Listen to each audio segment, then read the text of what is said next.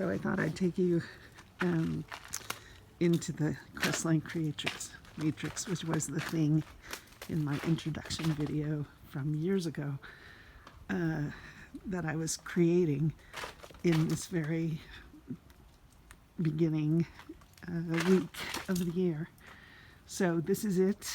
It snows here. It's Southern California, Crestline, on your way to Big Bear. And these are the cedar giants. I called them redwoods when I moved in because that's what I knew from the Bay Area. But over time I met with people who taught me otherwise. And this is Liberace's table. And this is the glass for that table that broke in the 16 feet of snow I had last year that I got to make a little habit trail out of.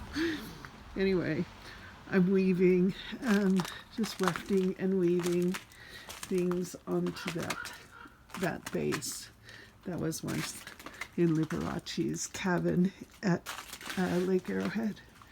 And that's the wheel, and there's some frozen clay, and then there's this eco art sanctuary that surrounds the matrix, and that's the yellow door of welcome that I told you about. And inside you come to a shared studio, and that's the studio table. It's on wheels and it moves around. And then I bought writing desks for every room, and then I wanted to put them together. I don't know. Anyway, moving furniture is a regular occurrence here, and painting furniture, upcycling or art cycling furniture is another occurrence here. And so these are collaborative pieces with trash, all sourced either as gift to the space or through Facebook Marketplace. It was direct from somebody who was ready to let something go, and then wild painting ensued, and it was joyous. And part of what I do, of course, is the art, the magic marking, lots of magic markers available. All this is shared studio, like this is intended to be shared. So all of those are materials you can use when you get here. And they're pretty simple. There's acrylic paint, and there's watercolors, and there's magic markers, and there's lots of Sharpies, and there's Mod Podge and other sorts of things. And then my silver tape and my favorite glitter. It's not very eco-friendly, but it sure is fun. And so this is all that part totally available to people. If people want to sit and write, the writing desks are available. This table on wheels moves around, so there's room to do and think and try, and in all my I guess I should say that my half-assed idea. This is how the ideas start for me. It's magic markering, and throw away whatever. But this is a place for artists in residence to come, and designed in my brain for 3 days to 3 weeks by appointment, designed specifically as short days. And then in my brain, it was collaborative economy, and people would put whatever they could afford to put in this little bucket, and then if somebody came along and needed something, they could take from the bucket. But that is not a way to make millions or even predictable income. So I've had maybe 50, maybe 60 artists through since 2001 when I dreamt it up, but lots of them are friends I went to art school with, and people I love, and then people in circumstances where they needed a space to come and think and be and try stuff out. So my collaborative economy project is not working, but maybe running a business like a business might help me. I have an aversion to that, but it's just an aversion. Maybe I'll work it out. I'd love to make $500,000 from creative endeavors that might include consulting and other things. These are junk journals, essentially, and I make them out of habit because I love collaging things. When I don't want to hold the pen, I want to rip the paper. And these are, this one is for 57. That's the number I am right now. And so I try and make one book a year with all the flotsam and jetsam just out of the junk that my life collects. So one, I've recycled or upcycled that. And two, that there's a record in time of what I was creating. And I think about that as important when I think about Romare Bearden's work, right? Made of the materials available to him at the time, and how that tells us lots of things about the time and the art. So anyway, I'm not that fancy or brilliant, really. just keeping myself busy, having a wonderful time. So I make those, and then every year I make a yearbook of the images of the place, so I can kind of see, what was I doing, what was I making, where was I going. So those are all part of the history as it happens, or herstory as it happens here in the Crestline Creatrix Matrix. So again, like shared space, intended shared space. The fridge is intended shared space. The kitchen is intended shared space.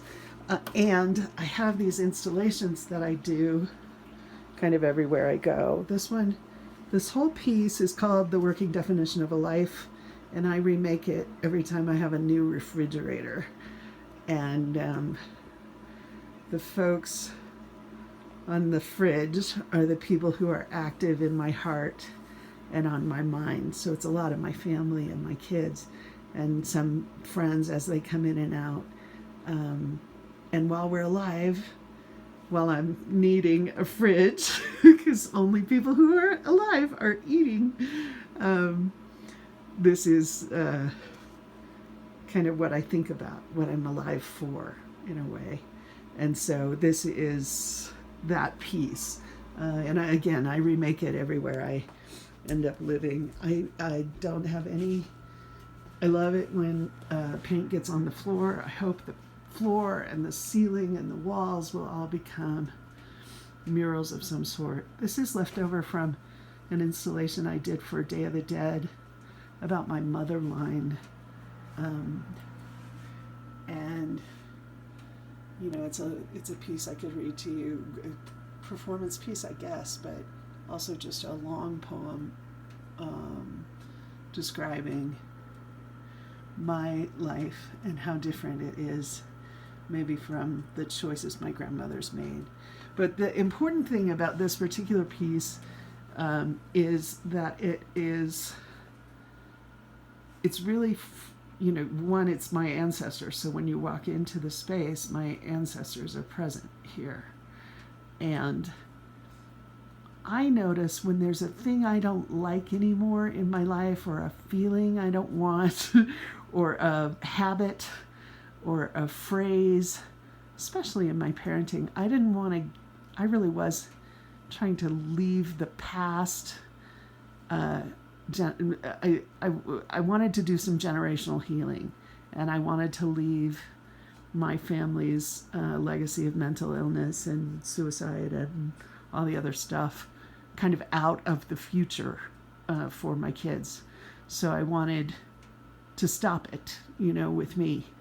And so when I have those feelings, I can say, hey, grandma, because it's always a grandma or a grandpa, but specifically for bloodline, for me, I feel like mother line is my way of retracing my history.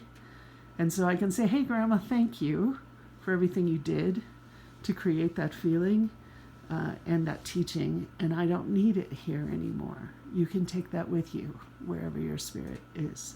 And we don't need it here on the earth anymore. And I can mean that with love and gratitude for whatever it is they had to face. But I really did not want it on my kids. I didn't want guilt on my kids. I didn't want racism active in the world because that can't benefit them. So it's a functional thing for me, and also a part of the welcome to the space, and made of my ancestor images, and then the Marys they believed in. And then luckily I have done a little more research beyond sort of my formative Catholic education through the ways that I was taught.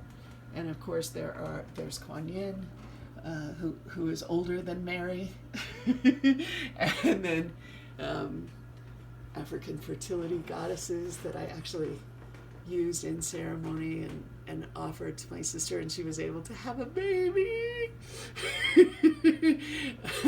And so the female-centric divinity is also a part of, what gave me my grandmothers and what helps me keep the past in the past.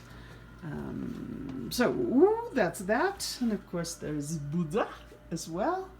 And so there's like a hall of mirrors, like a hall of broken mirrors, right? The pieces of what's not necessary anymore. Anyway, I wanted to welcome you and tell you a little bit about what it's like to come to the Crestline Creatrix Matrix and to include this as a part of my introduction here inside this new class that Jessica is convening. This piece is a piece of, if there's nothing left of me, these were the most important things and moments and learnings and teachings and dresses and shoes and dreams. And it's just hanging there right now, but part of an installation, I think, that maybe matters at some point. And then, of course, the Guerrilla Girls are so informative to me, reminding me of passive-aggressive behavior and the real importance of calling out how many women are recognized as artists, how many women are willing to recognize themselves as artists, how many women are collected, how many women are shown in public spaces like galleries and publicly funded museums. And the answer is still not very many. So there's lots to work on there. All right, you've come into the Crestline Creatrix Matrix, and you've seen some of the collection here. That includes my art. This is the 33 Trees collection that started as magic markings, and then I'm exploring the different ways to get it printed, to get those images printed on things that people might buy, which is probably not my favorite way of engaging with art. And then this is my daughter's work. So definitely a family affair in terms of opening creativity. This is another one of her pieces. And another one of mine, but influenced by some friends who are also collage artists, and then a friend on the mountain who also takes part in Jessica classes, and a friend from PhD school who makes groovy hat sculptures. And the idea is perfect, and it includes, coming here and making things And then I find some way for those things to get shown and sold in the world. Because I think maybe my favorite incarnation was when I owned a gallery with 4 other women. It was called Art Escape Studios, and we won Best Gallery in the Tri-Valley area, in the Bay Area. And I had that experience right before I went to art school. And I think in some ways I'd like very much to figure out how to create myself as a gallery owner with this idea that the work comes through the matrix in some way. So this is another person we went to art school with. In between this image of Oprah and this whole ecosystem of thing is a physical embodiment or representation of what I think I'm trying to figure out. How to get from rainbow to brilliance to riches that are as deep as the ocean and as wide as the sea. And this was a piece I made in art school, the skirt and the performance inside it. And I was learning brush technique, calligraphy, with ink and big brushes. And this is a piece that Jessica Serran made for me through a Need Help project she had long ago. And this one stayed, like I have them all, of course, a beautiful collection, but this one particularly, is work I think she's still doing and I'm still trying to feel into. What are my deepest yearnings? How do I engage on purpose, intentionally, where I create my intention and listen with my whole heart? So that's part of what's happening here. And these are either pieces in progress or pieces that are hanging out in a particular form for a while. This is I've made them into prayer flags this year, but these are the magic marker mandalas that always kick off the year for me. And moving backwards from December to November to October to September, August. Is this July? And June. But that's not June. Yes, it's June because this is May, and that's where I turned 58. And this is March, that is already in planning mode. No, April, and then March, and then February, where we are right now. I'm asking to look through a lens of heart-centeredness at the 29 days of this year. And then, of course, completing the cycle backwards. January, now completed, was focused on the courage to grow. So, thanks for coming. There are more rooms in the Matrix. This one is the one I call the Parlor of the Poets, and it is for the written word, not just for writing, but for reading poetry out loud and sitting in a circle and sharing, what we've done. And then in the Eco Art Sanctuary outside, again, more of those, of the cedar forest that we live in here it is a national forest, the San Bernardino National Forest. And I love these double paned windows because I can see that yellow door from every angle.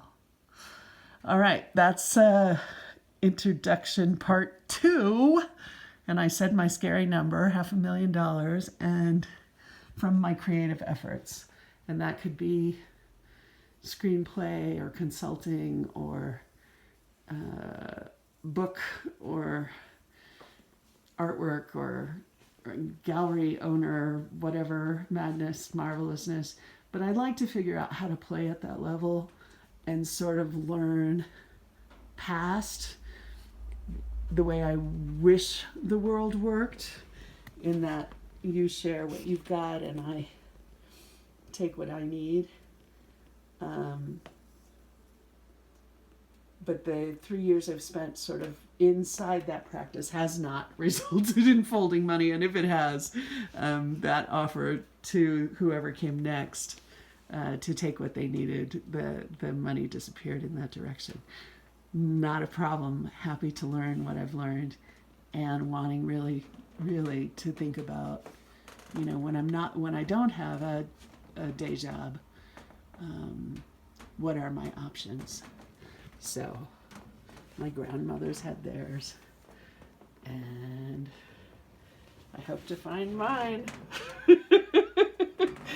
Okay, thanks for coming to the Crestline Creatrix Matrix, dedicated, of course, to the joyous freedom of full expression. I don't make many rules, and I break every one of them. And I'll say more about that one day, maybe. But rules really aren't a place where I want to stay too long. Okay, long introduction. I'm going to hang up now. Since we're on my phone, I can do it. Thanks very much for wading through it if you did. And no, you're invited. You're welcomed here. And we can just figure out what works for you inside your budget that's also fair for the experience you get to have here. Okay, thanks. Bye.